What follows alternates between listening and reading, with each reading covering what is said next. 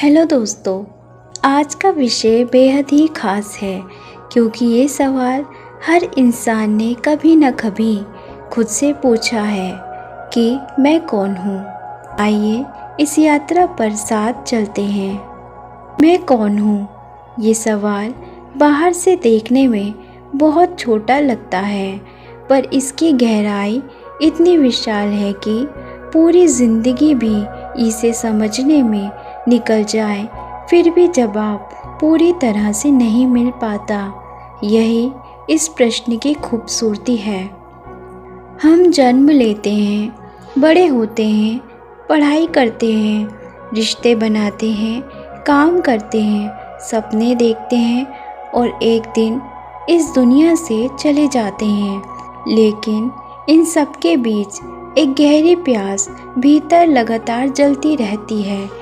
वह प्यास है अपने वास्तविक अस्तित्व को जानने की।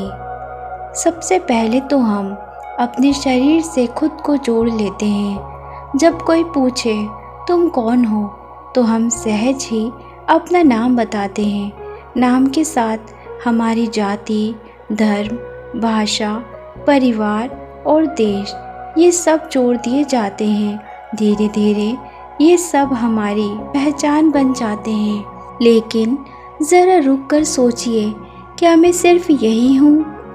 जब ये शरीर बूढ़ा हो जाएगा, जब ये मिट्टी में मिल जाएगा, तब क्या मेरा अस्तित्व खत्म हो जाएगा? अगर ऐसा होता तो फिर आत्मा का जिक्र क्यों होता? फिर यह मैं नाम का अनुभव हर इंसान को क्यों महसूस होता? असल में शरीर तो एक कपड़े की तरह है। जैसे हम कपड़े बदलते हैं, वैसे ही आत्मा शरीर बदलती है। लेकिन कपड़े बदलने से मैं नहीं बदल जाता। कुछ लोग कहते हैं मैं मेरे विचार हूँ, लेकिन क्या यह सच है? हमारे विचार हर दिन बदलते रहते हैं।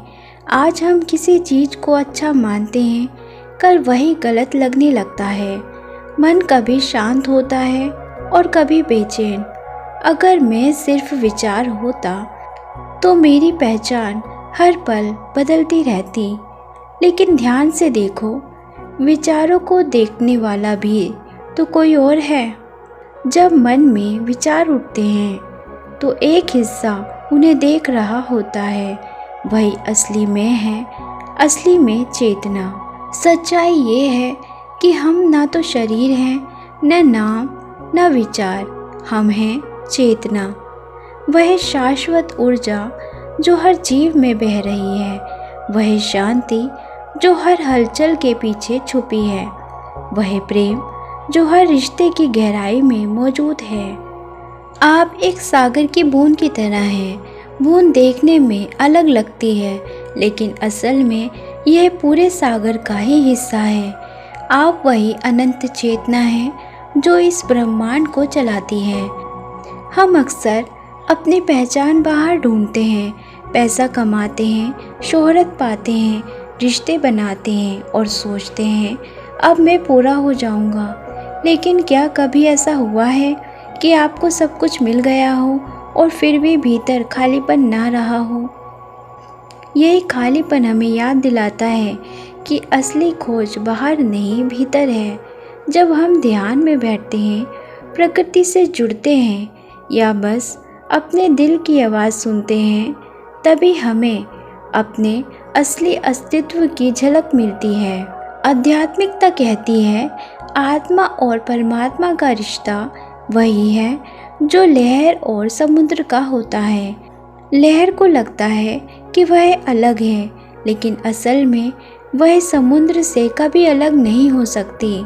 आपकी आत्मा भी ईश्वर का ही अंश है। आप उस अनंत सत्य का प्रतिबिंब हैं।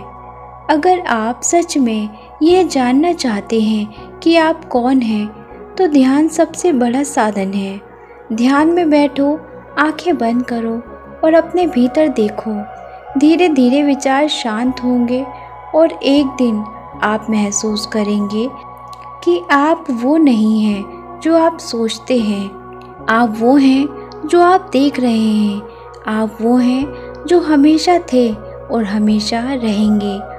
एक साधु था जिसने जीवन भर यही सवाल पूछा, मैं कौन हूँ।